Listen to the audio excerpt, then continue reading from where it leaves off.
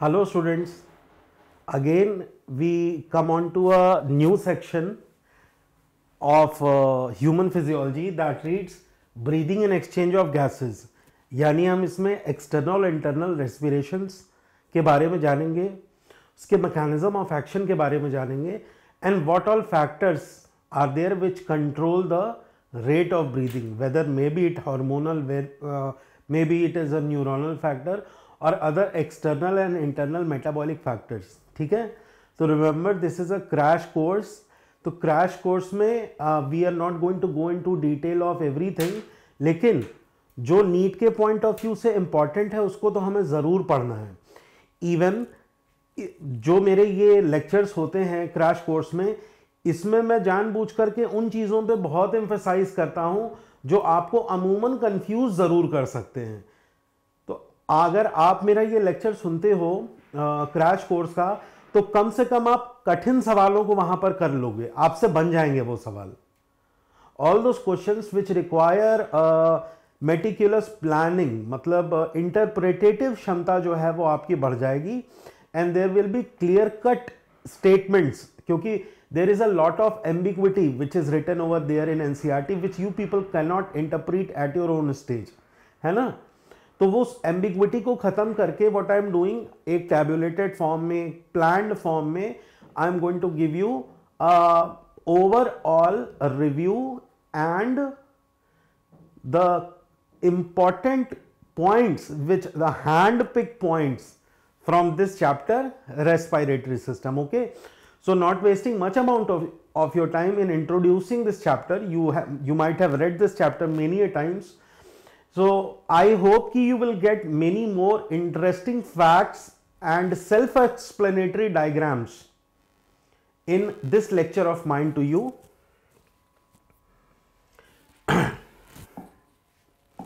So now first of all we come on to the pharynx. ठीक है, तो हम फेरिंग्स पे आ जाते हैं. आप सबको पता है व्हाट इज द फेरिंग्स, जो ओरोफेरिंग्स क्या है, नेजोफेरिंग्स क्या है, लैरिंगोफेरिंग्स क्या है. देखिए यहां पर मैंने उन चीजों को पूरा एक्सप्लेन कर दिया है with the help of a diagram. आपके सामने क्लियर कट है. पोस्टीरियर नेजल अपर्चर आपको यहां पर देखने को मिल रहा है. This portion is known as posterior nasal aperture. ऊपर ये टर्बाइनल्स हैं, आपको पता है नेजल बोन आपने पढ़ रखी है. ठीक है, ये इथमोइडल बोन है. This thing is ethmoidal sinus. ठीक, नाक के बीच में होती है. जब इस हिस्से को हटाएंगे अंदर तो क्रिब्रिफॉर्म प्लेट दिखती है, वो इथमोइडल साइनस की. ठीक है, ये 3 नेजल टर्बाइनल्स हो गए, इनमें कॉन्का अटैच्ड होते हैं. तो यहां से वी ब्रीद इन एयर और एयर का पैसेज फिर शुरू होता है. ठीक है, नोस्ट्रल्स के थ्रू जब हम ब्रीद करते हैं. देखिए जब नेजोफेरिंग्स में आता है तो इसमें आपको 2 चीजें देखने को मिल रही हैं. द फेरेंजियल टॉन्सिल्स, यहां पर ऊपर इस हिस्से में आपको फेरेंजियल टॉन्सिल्स देखने को मिलेंगे. ऊपर है हिस्सा, देखिए अभी ये सॉफ्ट पैलेट के ऊपर का हिस्सा है. This thing is referred to as soft palate ना. ये जो एरिया है इसको सॉफ्ट पैलेट कह रहे हैं ना. एकदम एग्जैक्ट फिगर है, तो आपको कोई भी कंफ्यूजन नहीं होना चाहिए इस चीज की रिगार्डिंग. ठीक है, तो ये सॉफ्ट पैलेट हो गया, ये पर्टिकुलर पोर्शन जो ये बता रहे हैं, this is referred to as soft palate. इसके ऊपर के एरिया को हम नेजोफेरिंग्स रेफर कर रहे हैं यहां पर. ठीक है, उसके बाद जो एयर का पैसेज है वो कैसे है, ये अंदर आ रहा है. तो नेजोफेरिंग्स से निकलेगा, फिर कहां जाएगा, ओरोफेरिंग्स में. अब देखिए ये this portion will be known as oropharynx.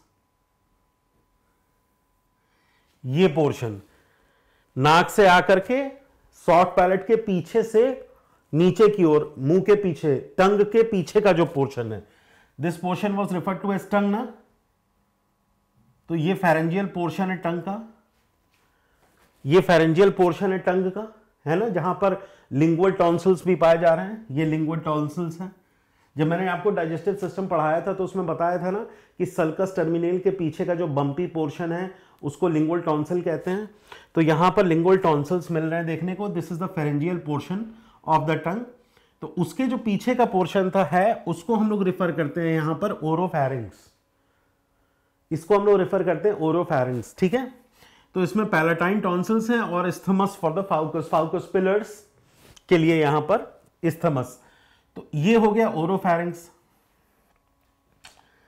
अब देखिए ये जो पीछे वाली पाइप है ना, ये पीछे वाली ये तो ईसोफेगस है, ये हमारा क्या है, वर्टिब्रल कॉलम है ना, दिस थिंग इज तो वर्टिब्रल कॉलम, सारी सर्वाइकल वर्टिब्री हैं जो कि आपको यहां पर देखने को मिल रही हैं,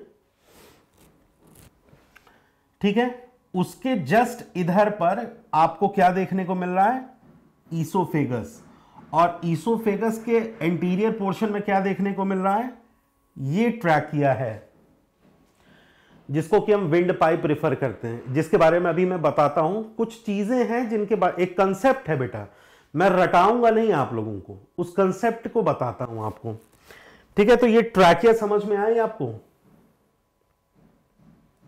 ये चीज, ठीक है। बाकी और भी रिलेशन दिए हुए हैं सारे, देखिए लैरिंग्स है, ये इपिग्लॉटिस, देखिए ये रिफर किया गया है, this particular portion is referred to as epiglottis. ये इपिग्लॉटिल फोल्ड है,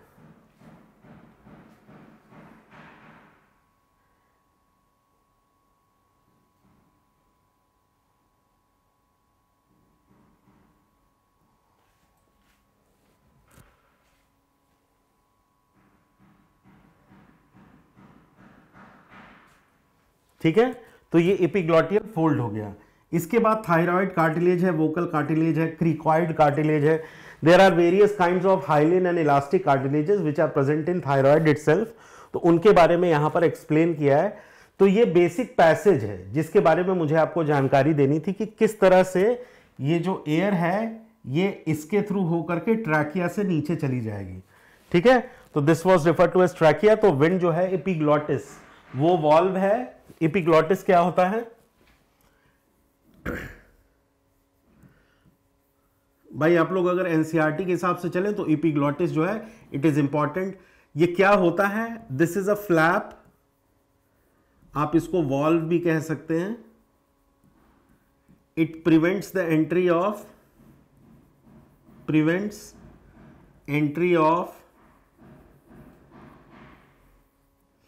फूड पार्टिकल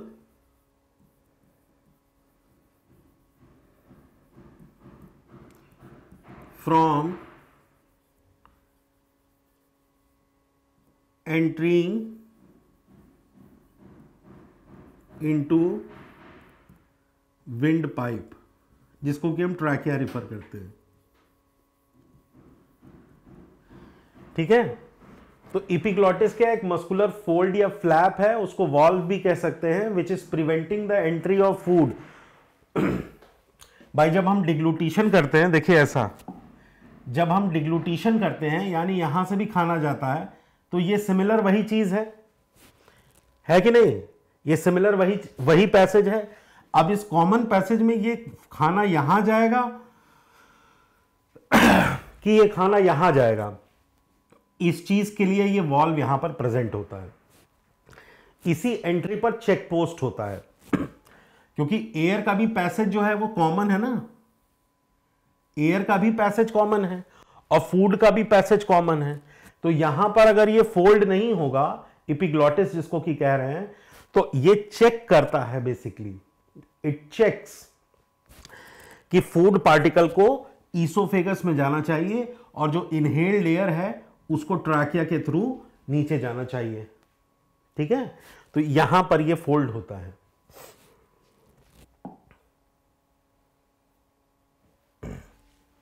अब हम आ जाते हैं ट्रैकिया और कंडक्टिंग जोन और उसके स्ट्रक्चर्स पर। कंडक्टिंग जोन स्ट्रक्चर्स बेसिकली क्या होता है, दो तरह के जोन्स में हमने डिवाइड कर रखा है, एक डिफ्यूजन जोन होता है, कंडक्शन जोन होता है। तो डिफ्यूजन जोन में जो गैसेस एक्सचेंज होगा वो mainly with the help of diffusion होगा, और कंडक्शन जोन जो होता है it is just carrying the inhaled air और the exhaled air out of the body, ठीक है। तो अब ट्रैकिया है, तो ट्रैकिया का आपको एनाटॉमी पता होगा, माइक्रो एनाटॉमी में सेम वही माइक्रो एनाटॉमिकल फीचर्स होते हैं। सबसे बाहर वही एडवेंटिटा होगी, उसके अंदर हाइलिन कार्टिलेज की एक एडिशनल लेयर होती है, फिर मस्कुलरिस म्यूकोजा या सब म्यूकोजा होगी, और सब म्यूकोजा के बाद अंदर की म्यूकोजा होती है, ठीक है। तो अगर आप ट्रैकिया की बात करेंगे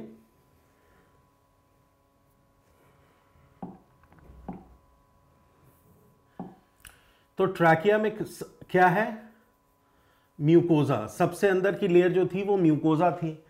अच्छा, आपको यह पता होना चाहिए कि जो ट्रैकिया की पूरी म्यूकोजा है it is lined by pseudo stratified columnar ciliated epithelium, ये तो पता है आपको, ठीक है।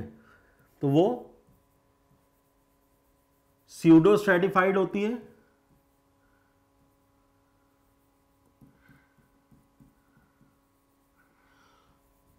कॉल्यूमनार होगी, सिलिएटेड भी होगी, स्यूडोस्ट्रेटिफाइड कॉल्यूमनार और सिलिएटेड एपिथेलियम होता है, ठीक है। तो ये म्यूकोजा है। इसके अलावा भाई सब म्यूकोजा और सिरोसा की लेयर तो होती ही है, एक एडिशनल हाइलिन कार्टिलेज की लेयर भी प्रेजेंट है।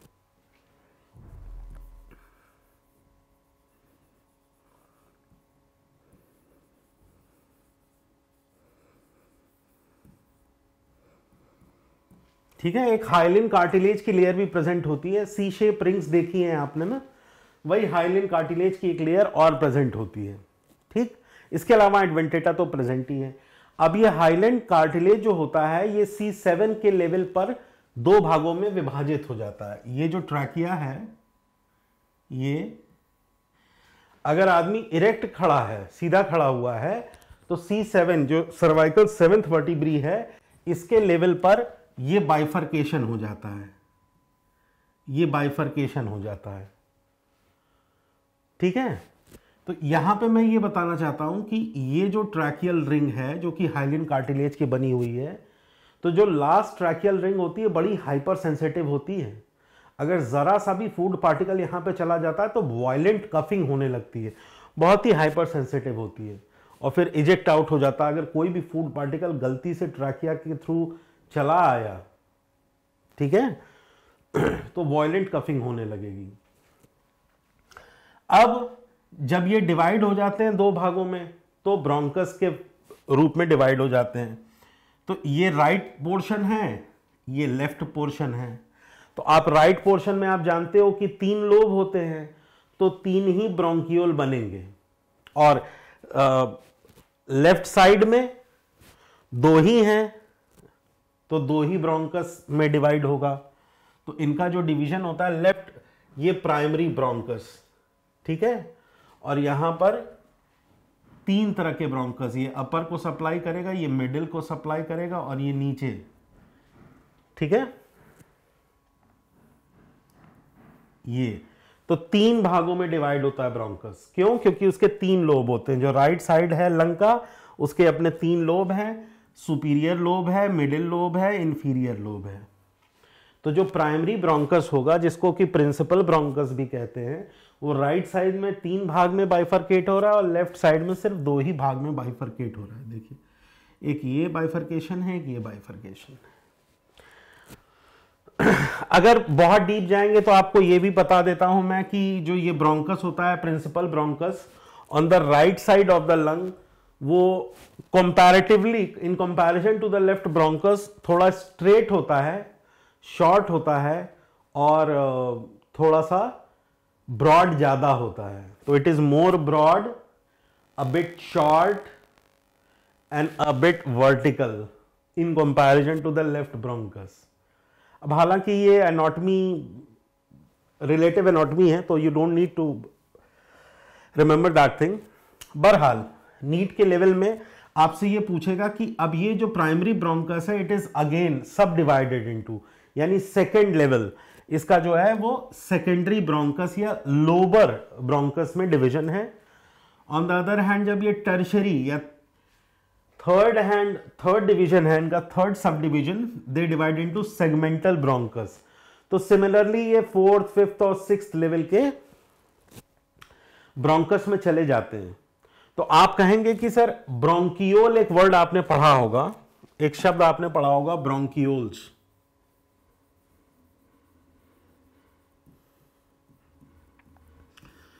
तो इन primary, secondary, tertiary bronchus bronchus bronchus ही कह रहे हैं, ब्रोंकियोल कब कहेंगे?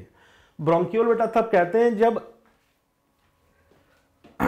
1 mm से कम हो जाए डायमीटर, जो डाया है इनका, जो डायामीटर है, ये डिवाइड होते होते होते होते और पतले और पतले और पतले होते चले जाते हैं ना, बहुत ही पतले होते चले जाएंगे।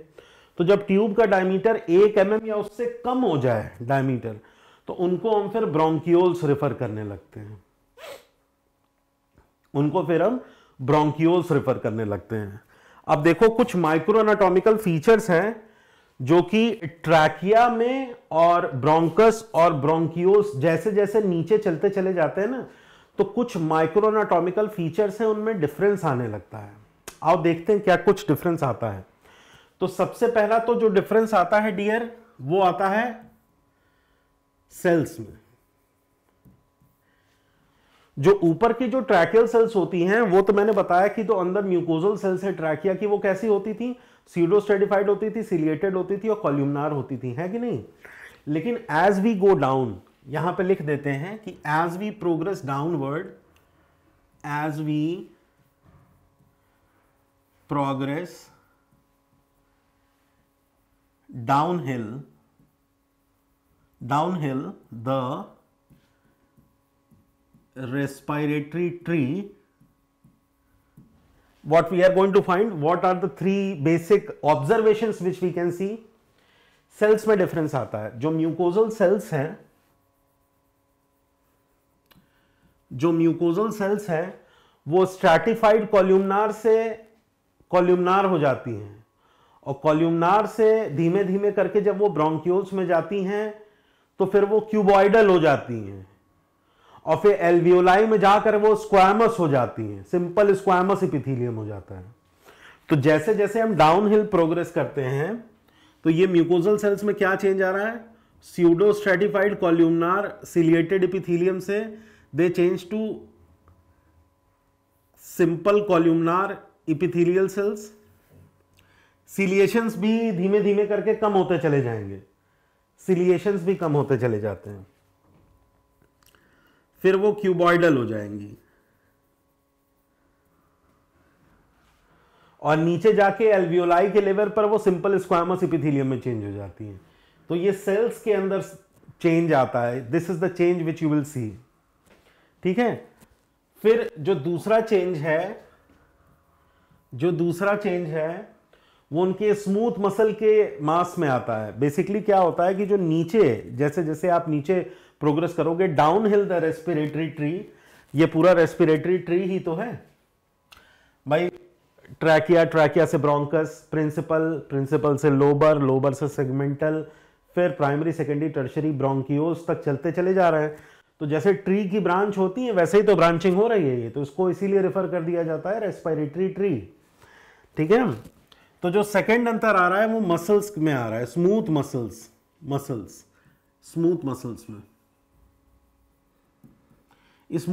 में आता है डिफरेंस। क्या आता है, जो ऊपर होते हैं ना, यहां पर स्मूथ मसल्स थोड़ी कम होती हैं, लेकिन नीचे जैसे जैसे चलते चले जाते हैं स्मूथ मसल का मास बढ़ता चला जाता है, स्मूथ मसल का मास बढ़ता चला जाएगा as we proceed downhill, as we proceed downhill the respiratory tree, smooth muscle का मास इंक्रीज करता चला जाता है। सी, जो तीसरी चीज हम ऑब्जर्व करते हैं वो है हाइलिन कार्टिलेज की संख्या पर। जो हाइलिन कार्टिलेज होता है वो धीमे धीमे करके खत्म होता चला जाएगा। यहां पर क्या होता है कि कंटिन्यूअस रिंग होती है, सी शेप कंटिन्यूअस ऐसी रिंग होती है जो पीछे की ओर जाकर के डिसकंटिन्यू कर जाती है। तो ये बेसिकली ट्रैकिया को कोलैप्स होने से बचाती है। सही बात है। जो सी शेप हाइलिन की कार्टिलेज की रिंग है जो कि आगे से इनकम्प्लीट है, that's why it is known as C, वरना ओ कहते हैं।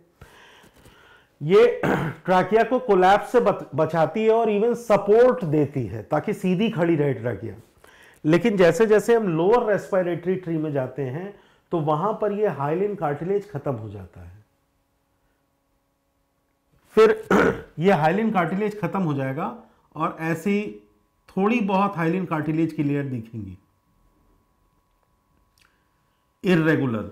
हाइलिन कार्टिलेज की लेयर दिखने लगती हैं और धीमे धीमे जैसे करके हम नीचे चलते चले जाते हैं, this thing is replace by these smooth muscles. अब वहां भी तो सपोर्ट चाहिए रहता है कि कोलैप्स ना कर जाएं, वहां भी तो सपोर्ट चाहिए रहता है कि कोलैप्स ना कर जाएं, तो वहां पर स्मूथ मसल की मास को बढ़ा दिया जाता है लोअर रेस्पिरेटरी ट्री में, नीचे की ओर।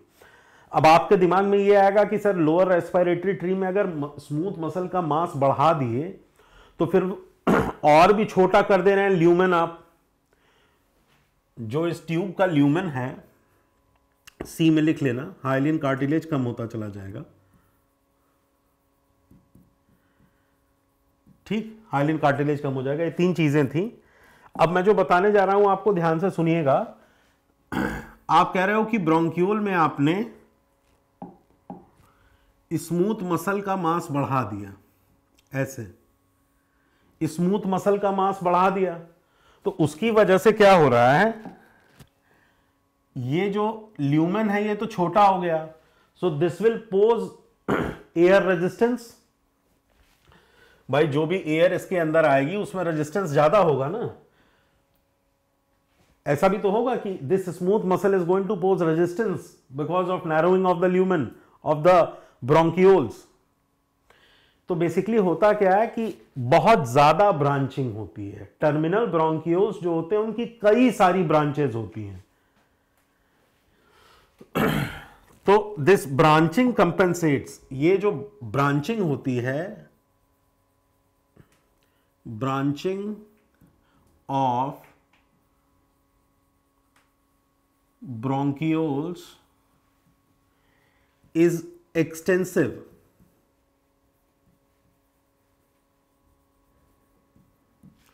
Branching of the bronchioles is extensive. तो इतनी ज्यादा ब्रांचिंग होती है तो सरफेस एरिया बहुत बढ़ जाता है,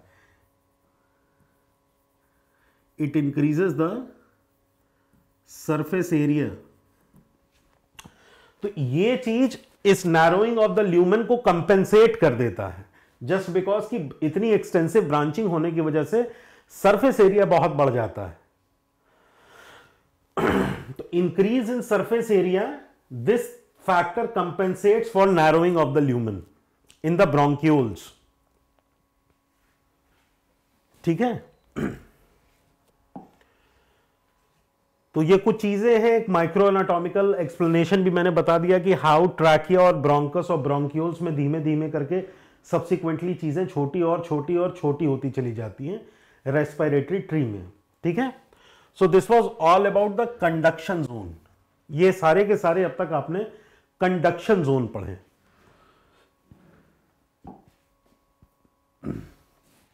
अब हम रेस्पिरेटरी जोन के स्ट्रक्चर्स पे आ जाते हैं। अब ये रेस्पिरेटरी जोन के स्ट्रक्चर्स हैं, देखिए ध्यान से। इसका सब डिवीजन कर करके हमने क्या बनाया था, एल्वियोलाई आखिरी में। तो ये देखिए एल्वियोलाई का स्ट्रक्चर है। ये टर्मिनल ब्रोंक्यूल्स हैं। आप देख सकते हैं कि इस पे अभी भी जो हाइलिन कार्टिलेज की ये जो हाइलिन कार्टिलेज है इसकी रिंग्स आपको ऐसे दिखती हैं, पर it is not exactly C shape but discontinuous shape में दिखेंगी आपको ऐसी। These terminal bronchioles are leading to respiratory bronchioles, और respiratory bronchiole से आपको क्या मिल रही है, alveolar duct। ये alveolar duct respiratory bronchioles है ना, this ducts। ये डिफ्यूजन जोन है। तो ब्रोंक्यूल्स में देखिए अब फिर वही स्मूथ मसल वाला कंसेप्ट आ जाता है। भाई स्मूथ मसल अगर ल्यूमेन को नैरो कर दे रही है तो टर्मिनल ब्रोंक्यूल्स और एल्वियोलर डक्ट में तो बेसिकली डिफ्यूजन से रेस्पिरेशन को टेक प्लेस करना है कि नहीं। तो सेकंड पॉइंट जो कंपेंसेट करता था ल्यूमेन की नैरोइंग को, क्योंकि सब डिवीजन होने के कारण और मसल मास बढ़ने के कारण एयर रेजिस्टेंस बहुत पोज हो जा रहा था। तो अभी तक मैंने आपको यह बताया हुआ था अपने पिछले डायग्राम में कि सरफेस एरिया बहुत ज्यादा बढ़ जाता है क्योंकि these bronchioles and these alveolar ducts are, terminal bronchioles are extensively branched, उसकी वजह से सरफेस एरिया बढ़ गया है। The second point to add to that particular point, यहां पर उस चीज को मैंने एक्सप्लेन करने की कोशिश की है इस डायग्राम के माध्यम से, कि जो टर्मिनल ब्रोंक्यूल्स और उसके बाद के जितने भी फीचर्स हैं, they basically rely on diffusion of the gases. तो उसमें मैकेनिकल सकिंग या एक्सपिरेशन वाला सीन ही नहीं है, तो वहां पर ये मसल मास रहे ना रहे कोई मैटर नहीं करता है, ठीक है। तो स्मूथ मसल्स रहे या ना रहे कोई बहुत मैटर नहीं है, क्योंकि the most of the gases exchange is going to take place through diffusion, वहां ल्यूमन का कोई सीन ही नहीं है, ठीक है। तो ये एल्वियोलर डक्ट्स हैं, दीज आर द एल्वियोलर सैक्स। ये एल्वियोलर सैक है, इसको थोड़ा सा और एनलार्ज करके मैं दिखाऊं तो इसमें आपको एल्वियोलर पोर्स देखने को मिलेंगे इन सैक्स के अंदर। कई किताबें इसको पोर्स ऑफ कोहन कहती हैं, आप इसको खाली एल्वियोलर पोर्स के नाम से भी याद रखेंगे तो चलेगा, ठीक है। These pores facilitate the gaseous exchange, ठीक है। ये रेस्पिरेटरी ब्रोंक्यूल था, रेस्पिरेटरी ब्रोंक्यूल मतलब टर्मिनल ब्रोंक्यूल के बाद रेस्पिरेटरी ब्रोंक्यूल के बाद एल्वियोलर डक्ट आता है, और एल्वियोलर डक्ट के बाद that particular thing is going to lead into alveolar sac. तो आपको ये अगर हायरार्की याद रख लें आप कि terminal bronchioles are going to divide into respiratory bronchioles which are further going to divide into alveolar duct which are carrying an alveolar sac और the alveolus at their terminal ends. अगर इस चीज को आप ऐसे भी याद रखते हैं तो वेरी गुड। आप यहां पर देखिए एक स्टेन्ड डायग्राम बनाया हुआ है जिसमें आपको रेस्पिरेटरी ब्रोंक्यूल के बारे में दिखाया है, फिर एल्वियोलर डक्ट के बारे में दिखाया है, और ये एल्वियोलाइज के बारे में दिखाया। There are so many numerous alveoli. तो ये एक ये स्लाइड है अंडर माइक्रोस्कोप, ठीक है। और ये जो है डायग्रामेटिक प्रेजेंटेशन है। तो मेरे ख्याल से ये आपको क्लियर हो गया होगा कि जो ये रेस्पिरेटरी जोन है इसमें डिफ्यूजन हो रहा है। तो टर्मिनल ब्रोंक्यूल्स, टर्मिनल से रेस्पिरेटरी, रेस्पिरेटरी से एल्वियोलर डक्ट, ये चीज आपको at this point of time याद रखनी है। और ये खूबसूरत डायग्राम सिर्फ ये दिखाने के लिए है, डायग्रामेटिक रिप्रेजेंटेशन, ताकि आपके मन में कंसेप्ट बन जाए। You must be very much clear of what you are studying, ठीक है। इसी सिलसिलेवार मैं एक और स्लाइड आपके सामने लाता हूं। ये भी रेस्पिरेटरी स्ट्रक्चर्स हैं। अब किस तरह से, मैंने कहा कि डिफ्यूजन के through gaseous exchange take place करता है, तो उसी चीज का मैंने माइक्रो एनाटॉमिकल एक स्ट्रक्चर यहां पे बनाया हुआ है। जिन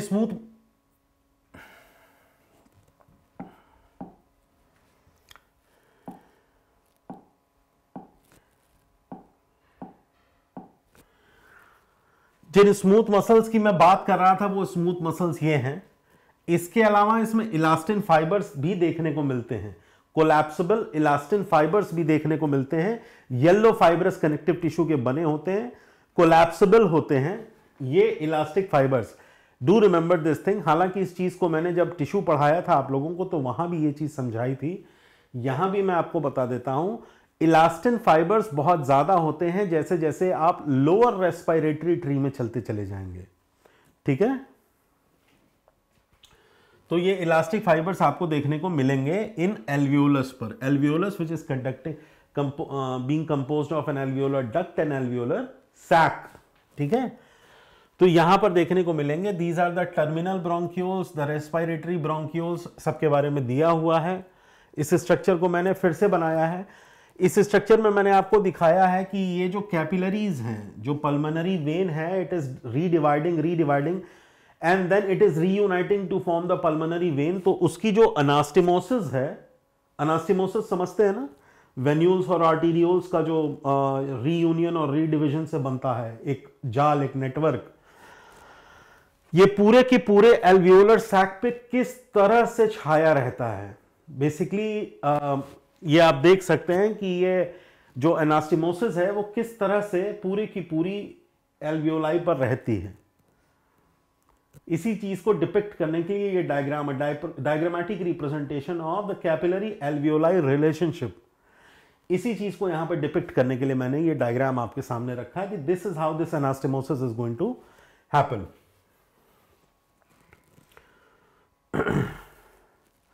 अब देखिए एक डायग्रामेटिक रिप्रेजेंटेशन है एल्वियोलाई का, यानी कि इस एल्वियोलाई का हमने टीएस काट दिया है। तो यहां पर आप देखेंगे तो आपको एल्वियोलाई दिखेंगी। This is a single alveolus जिसका टीएस मैंने काटा हुआ है। At this point of time मैं आपको बताऊं कि दिस इज मेड अप, सबसे पहले तो ये this is made up of simple squamous epithelial tissue. याद रखिएगा कि जो एल्वियोलाई की वॉल है it is made up of simple squamous epithelial tissue. ठीक, नंबर 1। नंबर 2, इसमें आपको देखिए ये दो तरह की सेल्स देखने को मिल रही होंगी। Type 2 alveolar cells, they secrete the surfactant, and type 1 alveolar cells which are replenishing the new stems. ये स्टेम सेल्स की तरह होती हैं which are the structural moiety, इनको न्यूमोसाइट्स भी कहते हैं। ठीक है, तो they are the structural moiety, ये स्ट्रक्चर बनाती हैं एल्वियोलाई का और लगातार रिप्लेस करती रहती हैं dead and damaged alveolar cells को। ठीक है, तो ये टाइप 1 और टाइप 2 दो तरह की। अब यहां पर देखिए type 2 alveolar sales is secreting a surfactant. एक सर्फेक्टेंट होता है, प्रोटीन और लिपिड, फॉस्फोलिपिड का मिलकर के बना होता है, बेसिकली लेसिथिन की तरह का एक स्ट्रक्चर है, वो यहां पर सिक्रीट होता है न्यूमोसाइट्स 2 या एल्वियोलर सेल्स टाइप 2 द्वारा। वो करता क्या है, देखिए जो पानी होता है तो पानी का सरफेस टेंशन बहुत ज्यादा होता है, तो सरफेस टेंशन ज्यादा है तो गैसियस एक्सचेंज टेक प्लेस नहीं कर पाएगा, तो उस सरफेस टेंशन को हमें रिड्यूस करना होता है। तो इस तरह के सर्फेक्टेंट मॉलिक्यूल्स जिनका डिटर्जेंट एक्शन होता है वो डिफ्यूजन को आसान बनाते हैं। तो ये काम जो होता है ये टाइप 2 सेल्स करती हैं, न्यूमोसाइट्स। ठीक है, ये एल्वियोलर पोर्स हैं जो कि पिछले डायग्राम में भी मैंने आपको दिखाए थे, एल्वियोलर पोर्स हैं। अब यहां पर इस पोर्शन पर देखिए डिफ्यूजन ऑफ द गैसेस किस तरह से टेक प्लेस करेगा। ठीक है, अब ये सारी चीजें आपको क्लियर है ना। एल्वियोलाई गैस फिल्ड स्पेसेस ये हैं, red blood cells in the capillary, आप देख सकते हैं ये जो रेड ब्लड सेल्स हैं ये कैपिलरीज हैं, ये रेड वाली कैपिलरीज हैं। ठीक है, तो देखिए किस तरह से एक एल्वियोलाई को इनर्वेट करती हैं ये कैपिलरीज। तो ये इनर्वेशन है, एक एल्वियोलाई में कितनी सारी कैपिलरीज इनर्वेट कर रही हैं just to get the diffusion of gases possible. तो अब इसी एक इंटरफेस को इन्होंने एनलार्ज किया हुआ है, एक कैपिलरी एल्वियोलाई इंटरफेस को इन्होंने एनलार्ज किया हुआ है जस्ट टू शो यू कि जब कोई भी एयर, चाहे वो कैपिलरी से एल्वियोलाई में जाती हो या एल्वियोलाई से कैपिलरी में जाती हो, तो किन लेयर्स के थ्रू होके गुजरती है, और नीट के पॉइंट ऑफ व्यू से हो सकता है कि ये आपके लिए इंपॉर्टेंट क्वेश्चन हो सकता है। तो रेस्पिरेटरी मेम्ब्रेन जो है सबसे पहले एल्वियोलर एपिथेलियम है जो कि सिंपल स्क्वामस एपिथेलियम की बनी हुई है। आपको यह पता होना चाहिए कि किसी भी एपिथेलियम को एपिथेलियम कहने के लिए उसके नीचे एक बेसमेंट मेम्ब्रेन का प्रेजेंट होना जरूरी है। तो fuse basement membrane of alveolar epithelium and capillary endothelium. जो कैपिलरी है, ब्लड कैपिलरी, जो उसकी एंडोथेलियम है उसकी भी तो अपनी एक बेसमेंट मेम्ब्रेन होती है। तो एल्वियोलाई के स्क्वामस एपिथेलियम की बेसमेंट मेम्ब्रेन और कैपिलरी एंडोथेलियम की बेसमेंट मेम्ब्रेन दोनों आपस में फ्यूज होती हैं। तो fuse basement membranes of alveolar epithelium and capillary endothelium, और आखिरी में जो कैपिलरी एंडोथेलियम की एक सिंगल सेल लेयर होती है वो तो रहेगी। तो these are the 3 layers through which the air has to pass either from the capillary to the alveoli or the fresh air from the alveoli into the blood cells। यही चीज इसमें दिखाया हुआ है। इस डायग्राम का पूरा सिग्निफिकेंस यही था कि just to show you the कितने की एंडोथेलियम और एल्वियोलाई के जो इंटरफेस है उसमें कितने लेयर्स के through diffusion of gases take place करता है। इस एनाटॉमिकल स्ट्रक्चर को दिखाने का मेरा सिर्फ यही मकसद था। ठीक है, तो जब आप बेसिक एनाटॉमी पढ़ चुके होते हो किसी भी चीज की, तो उसके बाद मैकेनिज्म ऑफ रेस्पिरेशन पढ़ते हो। ठीक है, ये बेसिक एनाटॉमी थी कि भाई क्या है उसके माइक्रोस्कोपिक फीचर्स, क्या है उसके एनाटॉमिकल फीचर्स। अब हम बेसिक पर्पस पे आते हैं कि what is the mechanism of respiration in the human beings? Inspiration और एक्सपिरेशन जो गवर्न होता है उसका मैकेनिज्म क्या है? तो again at the Prep Ladder, myself doctor Abhishek Singh comes to you to explain with a very happening diagram, and that too when your the NEET examinations is getting closer. तो यहां पर मैंने एक डायग्राम बनाया जो कि एक सेल्फ एक्सप्लेनेटरी फ्लो चार्ट है। Again the flow charts, the tabulated forms and the diagrammatic, excellent diagrammatic presentations will enhance your retainability. Retainability का मतलब हो गया कि आप लंबे समय तक ऐसे तरीके से अगर कंपैरेटिव चार्ट के बेसिस पे और साथ में फ्लो चार्ट के बेसिस में पढ़ेंगे तो आपके मन में लंबे समय तक कोई चीज रह जाएगी। इसको कहते हैं रिटेन करने की क्षमता, कैप्चर करने की क्षमता। मेरे साथ अपने दिमाग को ट्रेन करिए। आइए देखते हैं। सबसे पहले हमने sequence of event, changes in the antero posterior and superior inferior axis of the thoracic cage और the changes in the lateral dimensions of the intercostal muscles के बारे में यहां पर बताया है कि रिब्स जो हैं वो किस तरह से एंटेरो पोस्टीरियरली या डॉर्सोवेंट्रली एक्सपैंड करेंगी या क्लोज करेंगे ड्यूरिंग इंस्पिरेशन एंड एक्सपिरेशन। देखिए ये एक टेबल है, यहां पे डायग्राम भी बनाया हुआ है मैंने, यहां पे फ्लो चार्ट भी बनाया हुआ है मैंने, और इस फ्लो चार्ट और डायग्राम को मैंने टेबुलेटेड फॉर्म में सजा करके आपके सामने प्रस्तुत किया है। The utmost which I can do in the name of spoon feeding, this is the utmost a teacher can do to you. आइए देखते हैं sequence of event during inspiration. अगर आप लोगों से सवाल पूछता है तो सारा सीक्वेंस याद कर लीजिए, 5 फॉर्म में है। द इंस्पिरेटरी मसल्स कॉन्ट्रैक्ट, यानी diaphragm descends and rib cage rises. The inspiratory muscles contract, जब इंस्पिरेशन हो रहा है तो एक्सटर्नल इंटरकोस्टल मसल्स ये हैं। Ribs are elevated and sternum flares as the external intercostal muscles contract. यानी आपको पता चल गया कि इंस्पिरेटरी मसल्स का मतलब यहां पर रेफर कर रहा है एक्सटर्नल इंटरकोस्टल मसल्स से, ठीक है। And the diaphragm moves inferiorly, यानी नॉर्मली जो डायफ्राम होता है वो डोम शेप होता है, लेकिन इंस्पिरेशन में इट गोज डाउन, डाउनवर्ड्स, नीचे की ओर आ जा रहा है, ठीक। तो आपको ये फिर अब जब एक्सटर्नल इंटरकोस्टल मसल्स का कॉन्ट्रैक्शन हुआ और डायफ्राम नीचे की ओर गया, भाई डायफ्राम में क्या होता है, सर्कुलर मसल्स लगी होती हैं। पता है डायफ्राम कैसा होता है? ऐसे मान लीजिए ये क्रॉस सेक्शन है बीच में, इसमें इस तरह की रेडिएटिंग मसल्स होती हैं, ऐसा। अगर आप डायफ्राम को ऊपर से देखते हैं तो ऐसा होता है। तो नॉर्मली जो डायफ्राम रेस्ट में जब रहता है तो ऐसा रहता है, लेकिन जब कॉन्ट्रैक्ट करता है, ये सारी मसल्स जब कॉन्ट्रैक्ट कर जाएंगी ना तो ये सीधा इसको फ्लैट कर देती हैं, ऐसा कर देती हैं। तो इंस्पिरेशन में इट फ्लैटन्स, अदरवाइज नॉर्मली ये डोम शेप बना रहता है,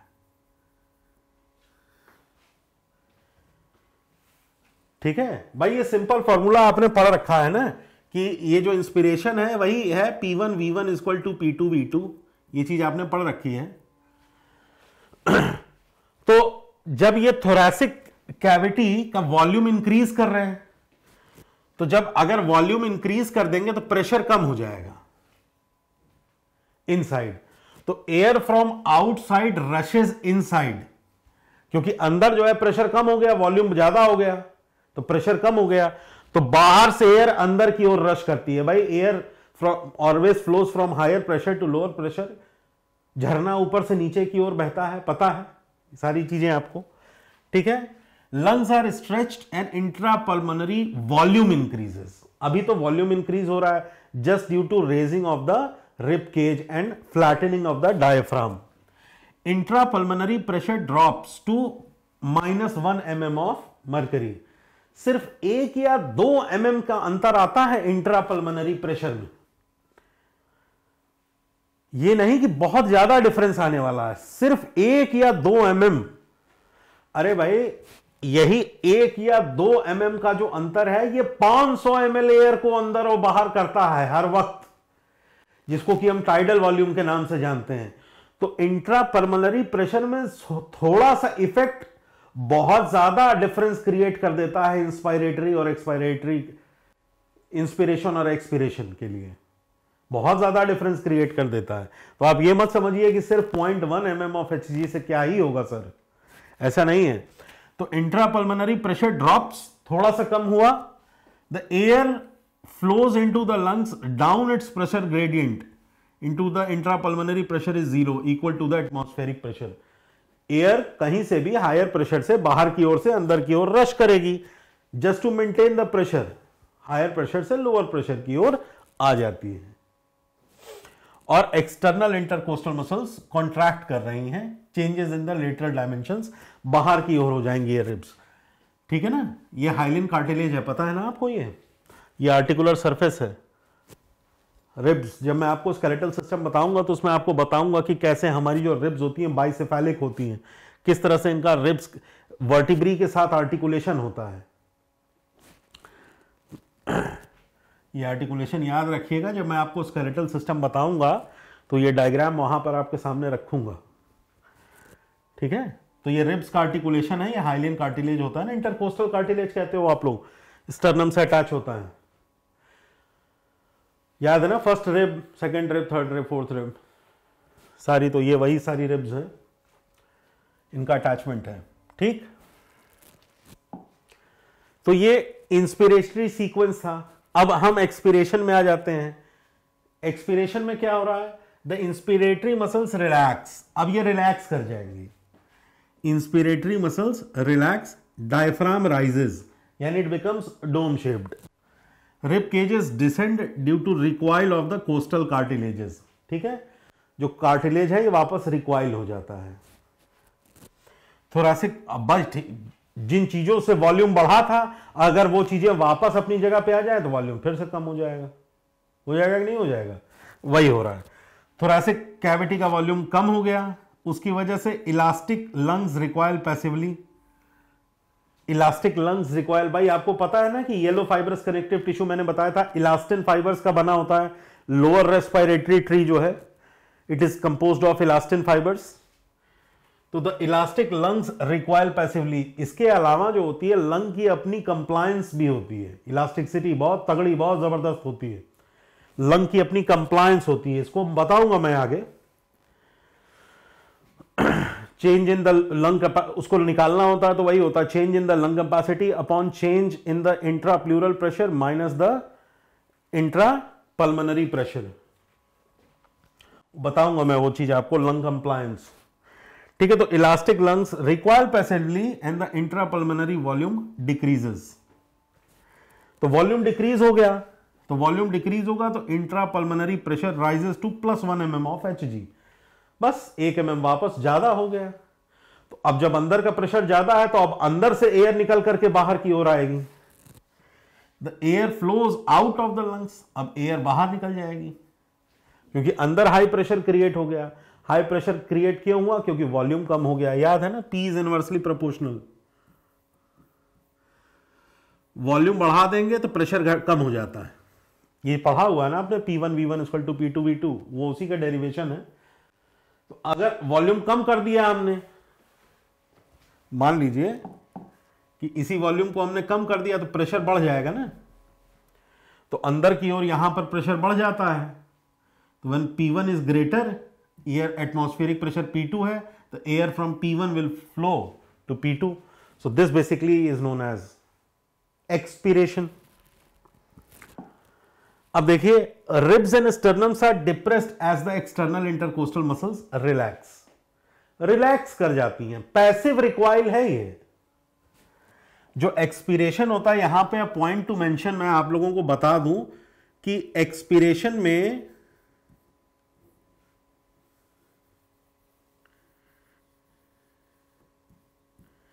जो एक्सपीरेशन है it is basically a passive recoil,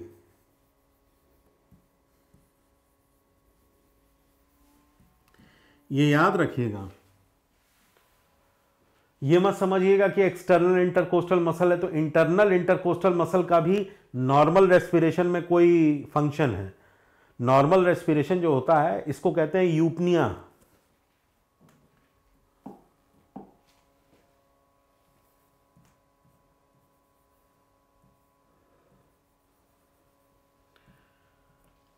normal respiration लगभग 2 सेकंड का इंस्पिरेशन होता है और 3 सेकंड का एक्सपिरेशन होता है। ये एक रिदम होती है एक्सपिरेशन रेस्पिरेशन की। इसको कहते हैं यूपनिया। डिस्कंफर्ट तो डिसएपनिया। ठीक है, अगर नॉर्मल रेस्पिरेशन में किसी तरह का डिस्कंफर्ट होता है ड्यू टू स्पास्मोडिक कॉन्ट्रैक्शंस या ऑब्स्ट्रक्शंस या destruction of the structures which are responsible for the diffusion of the gases, pathological shunting, तो उसको कह देते हैं dyspnoea, painful breathing, effortful breathing, डिसएपनिया।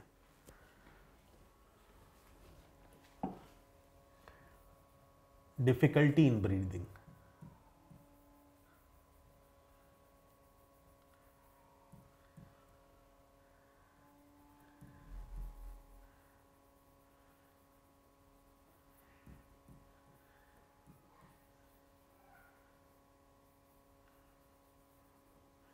डिसएपनिया। ठीक है, तो ये पैसिव रिकॉइल है, इस चीज को याद रखिएगा एक्सपिरेशन नॉर्मल ब्रीदिंग में।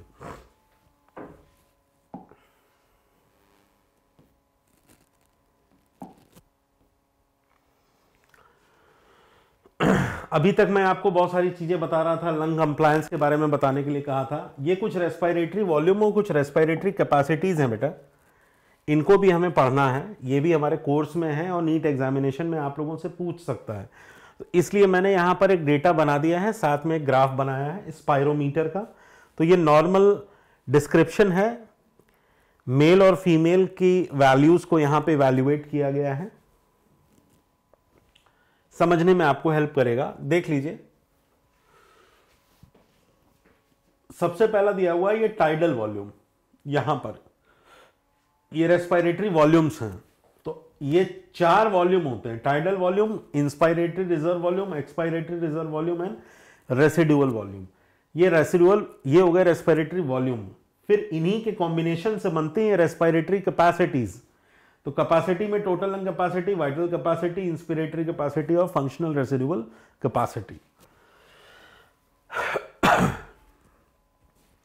तो जो टाइडल वॉल्यूम है उसकी एवरेज वैल्यू 500 ml, फीमेल में भी 500 ml होती है।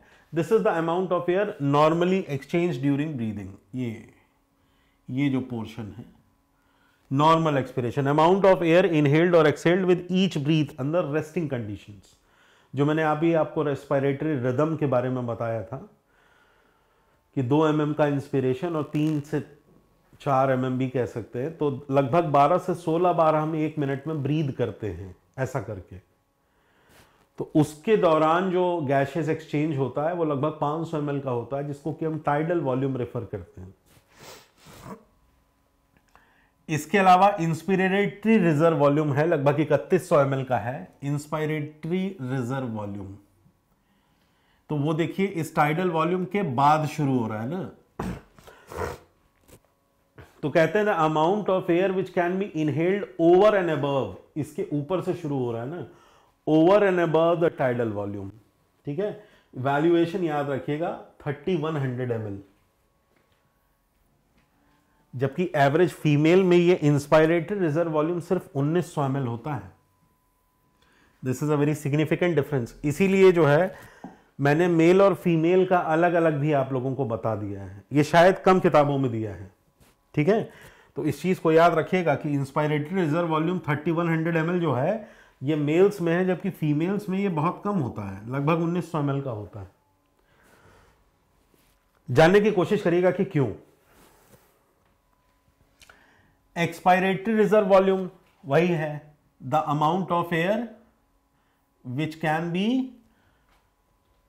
Forced out over and above the tidal volume. ठीक है, forced out, the amount of air that can be forcefully exhaled after the normal tidal volume expiration. It accounts for around 1200 ml. Valuation याद रखिएगा expiratory reserve volume का, जबकि women में ये around 700 ml होती है।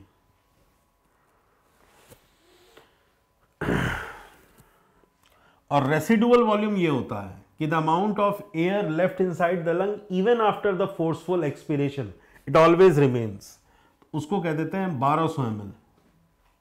ये लगभग बराबर होती है मेन और वुमेन में, the amount of air remaining in the lungs even after the forceful expiration. ठीक, ये रेसिडुअल वॉल्यूम हो गया।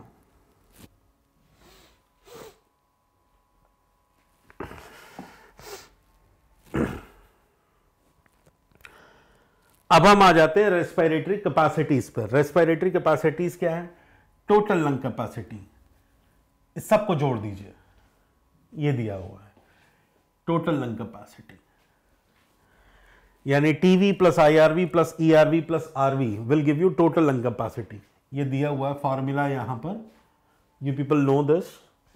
मेल्स में ये 600 हो गई, 4200 ml हो गई। फीमेल्स में जोड़ दीजिए इन चारों को, आपको ये 42 मिल जाएगा, ये 6000 मिल जाएगा। चार को जोड़ दीजिए आप, ठीक है। देखिए 36 और 24 तो 6 हो गया, और ये 24 ये और 16 ये 18 हो गया और ये 24 हो गया, तो ये 4200 हो गया। वाइटल कैपेसिटी देखिए, वाइटल कैपेसिटी ये है। अगर आप टोटल लंग कैपेसिटी में से रेसिडुअल वॉल्यूम घटा दीजिए, इसका दूसरा फॉर्मूला ये भी है भाई, इस फॉर्मूले में और इस फॉर्मूले में जो रेसिडुअल वॉल्यूम है यही तो नहीं है। तो इसका ये फॉर्मूला, वाइटल कैपेसिटी का ये फॉर्मूला भी हो सकता है कि vital capacity is equal to total lung capacity minus residual volume, है कि नहीं? ये रेसिडुअल वॉल्यूम ही तो नहीं है।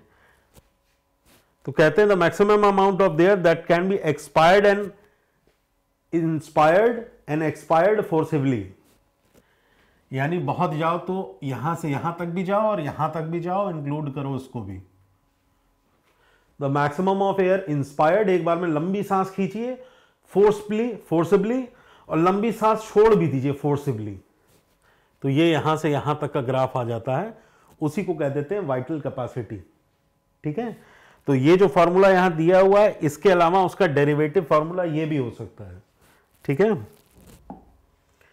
फिर इंस्पायरेटरी कैपेसिटी है, ये अराउंड 3600 ml है। ठीक है, और ये वुमेन में अलग हो जाएगी 2400, क्योंकि इनके जो पैरामीटर्स हैं दे आर डिफरेंट। ठीक है, फीमेल्स के जो पैरामीटर्स हैं वो डिफरेंट होते हैं। तो 3600 ml है inspiratory capacity. The maximum amount of air that can be inspired after normal ideal volume of expiration, ठीक है, उसको इंस्पिरेटरी कैपेसिटी कहते हैं। तो टीवी प्लस आईआरवी, ये इंस्पायरेटरी कैपेसिटी।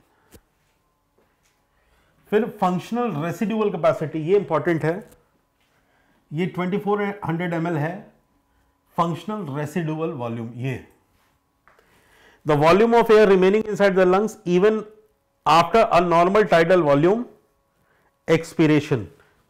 तो ये expiratory reserve volume plus residual volume, ये मिला करके बना देता है आपका फंक्शनल रेसिडुअल कैपेसिटी। कि टाइडल वॉल्यूम और इंस्पिरेशन के बाद बची हुई एयर जो है वो कितनी रहेगी। तो volume of air remaining in the lungs after a normal tidal volume expiration.